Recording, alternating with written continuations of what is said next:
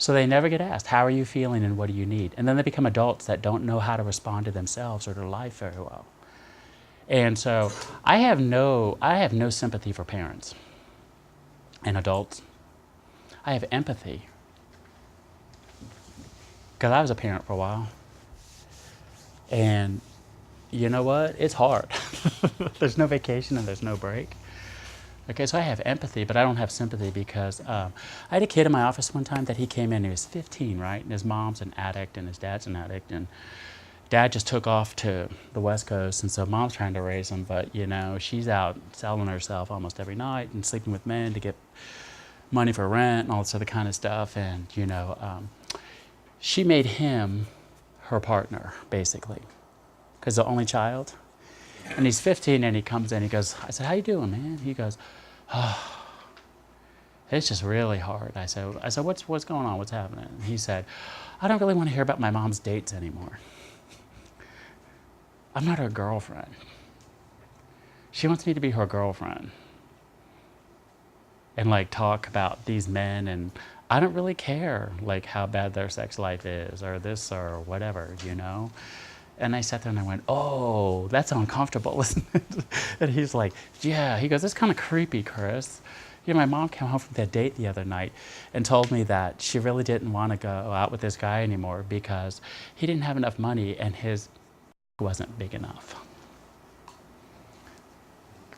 Boundary violation, right? Like, whoa, overshare. That's like, I used to tell kids in group therapy if someone shared too much information, they could go overshare.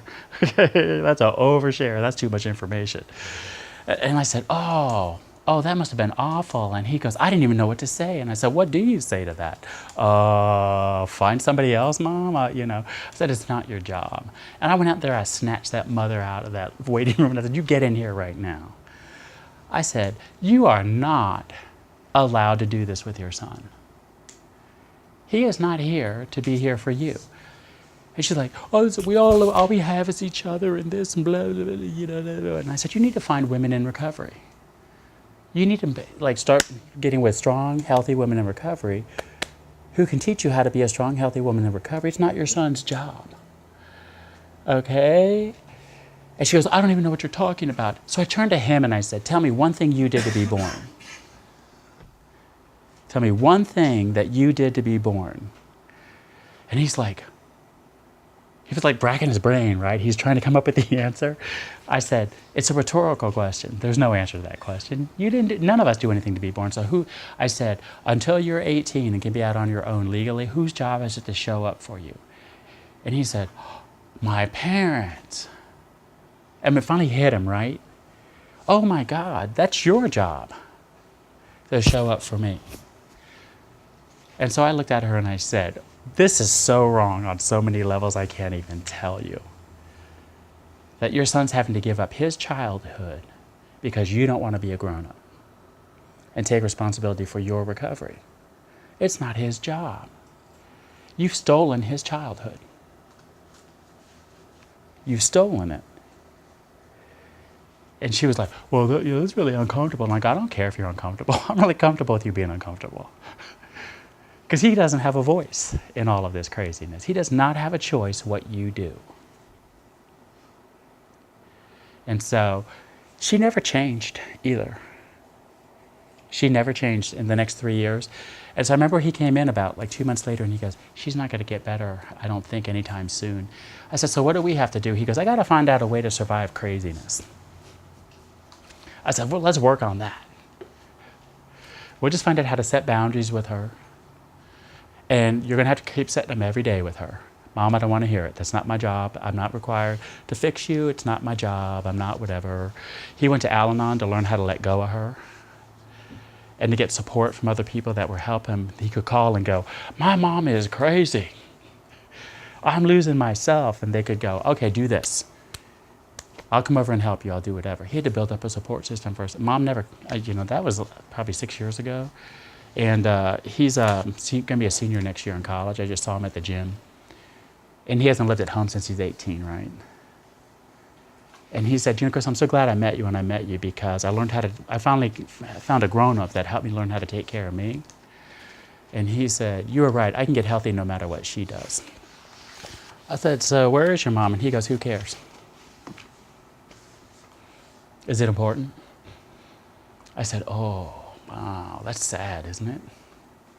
I think that's sad. You know, because if she ever sobers up and she has to sit with that, what she did to him, anybody in here a parent? Okay, and if you're a parent, you know, like breaking a promise to your kid, there's nothing worse than that. Yeah, I mean, no one can beat you up like you can if you've ever broken a promise to a kid. Nobody can beat you up like you can. Nobody can, okay? All right, so let's look at this. This is what happens to codependents. Look on the first sheet here. The codependent here, the person that gets in a relationship with an addict, these are the things that start to happen to them, okay? They have a really hard time being spontaneous, having spontaneous fun and just letting go, going with the flow, because they gotta be in control. You know, in Al-Anon, they say that codependent people don't let go of anything that doesn't have their fingerprints in it. So do you need one of these? There you go. They don't let go of anything that doesn't have their fingerprints in it, okay? Because they're in relationship with people that are addicted, that are unreliable, and so they try to get more and more control. They try to get more and more control, and they just can't be spontaneous and just let go. All right, they have problems with intimacy because intimacy requires honesty. And if you can't talk about it, you can't trust yourself, you don't feel, you know, it's hard to let yourself get close and feel vulnerable if you're relying on somebody that's unreliable. So codependent people become like this. Come here, come here, come here, come here. But as soon as you get too close, they go, I don't trust people, boom, they push you away. And it drives people crazy, you know, in relationship with codependent people. Because you go, well, I thought if I did this, that you'd be better, and you know, but no. Okay, so the codependent people have a really hard time with trusting and intimacy and just letting people get close. It doesn't mean that they're not sexual. Okay, because sexually wounded people become one of two things. They either become asexual, where they just avoid all sexuality, or they become hypersexual, where everything is about sex, right? So, you know, and they can usually vacillate back and forth between the two. So emotionally wounded people a lot of times can do physical intimacy, like sexually abused partners, people that have been sexually abused as kids, they can be real freaky. The sex is great at first, but then when they have to show up and be emotional, they just shut everything off. And the partner's going, hey, I got together because you were kind of freaky. You were like me, really wild in the sack. And then, but as soon as we had to start getting honest and close to each other, boom, they cut it right off. Okay. An inability to know what healthy behavior is. Okay, that's a big one for codependent people when they're in a relationship, because you constantly are asked to lower your bottom line and accept unacceptable behavior. You start saying, well, if it ever got this bad, then I would leave. Well, then you don't leave. And they don't, you know, so you start lowering your standards more and more and more and more, that bar. They tend to be people pleasers. Okay, they want to try to control environments, and they put everybody else's needs ahead of their own. So codependent people always like try to make everybody else feel better, especially if the person's upset. You know, and they'll say if you scratch an alcoholic or an addict underneath, you'll find a codependent person, and you don't have to scratch very hard. Okay, like I asked my sponsor once, "Do you think I'm codependent?" And he just started laughing. Right? Oh, please. He says, here's how you know if you're codependent, Chris. If you're in a relationship with someone and they walk in and they're pissed off, and your first thought is, oh shit, what did I do to cause that? And your second one is, how do I fix it? Okay, he says, you're codependent. I said, shit, I'm codependent. I'm really codependent, okay? Confusion and anxiety about making decisions, especially like if you're, here's one thing about like overwhelmed families. Addicts, the rules change every day. Like unreasonable people and addicts, the rules change every day depending on where that person's at. Okay, like growing up with my dad, one day this would be okay. Like, okay, we could approach him this way, then the next day he would get pissed at you if you came at him that way. There was no consistency. And the rules were like really unclear, and they changed almost every day, but for that day they were rigid. Healthy families aren't like that. Healthy families, the rules are pretty clear, but they're flexible depending on the situation. Okay? Black and white are extreme thinking. It's all or nothing, kind of like addicts. There's a fear and denial of anger, because if you're pushing down your feelings, I asked a codependent woman once, I said, she came to the family group, and I said, she was never angry, right? She always came in and she says, I'm just so glad he's getting better and he's this and that and he's doing whatever and blah, blah, blah, blah, blah. And she says, I don't have control issues and I don't whatever. And so she came in one day to the family aftercare. That's when I was working at Charter Beacon, like way back in the early 90s, right? And so everybody's in the family aftercare group and all the patients are on the other side over there. And she comes in, this little old lady who never got mad, never whatever. And she slams the door so loud she shattered the glass in the door. And that's like some shatterproof kind of glass, right, that they have there. And shattered the glass in the door and threw her purse against the wall and it just exploded everywhere. So all the people in the group were like, whoa, what the hell's going on, right, And so I said, wow, that is huge. I said, there's a story there. I'm dying to know what that story is, right? Because I grew up around violence and big people to me, that's just kind of normal, right? So I was like, wow, what's going on? I really want to know what's happening. And she goes, you know my son?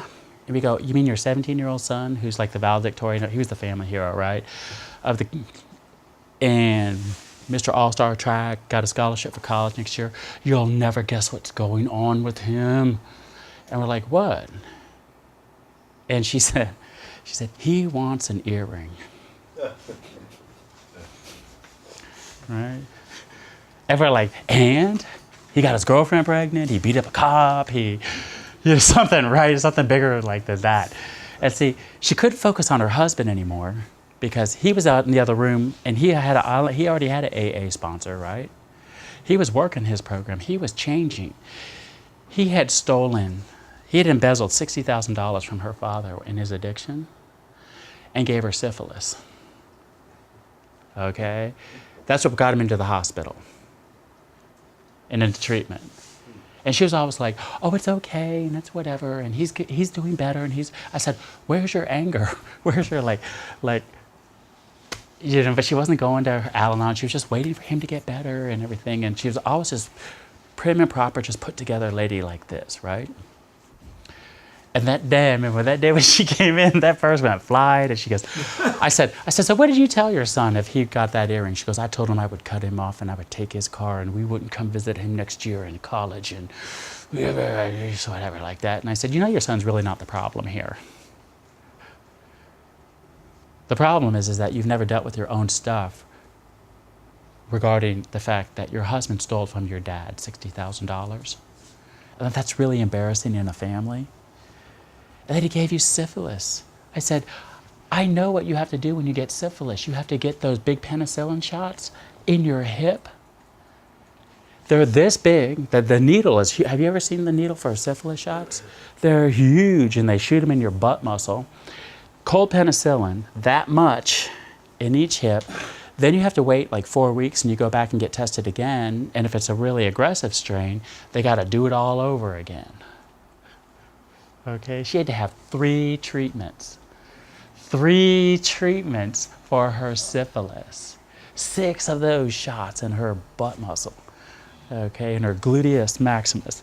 And I said, and people just ask her like, oh, she go, I'm a little sore today because I got my butt, shot, but we're all okay. Everything's, like, and I sat there and I went, aren't you upset about that? She'd be like, oh, well, the good Lord's taking care of us and, whatever. I go, oh, my Lord.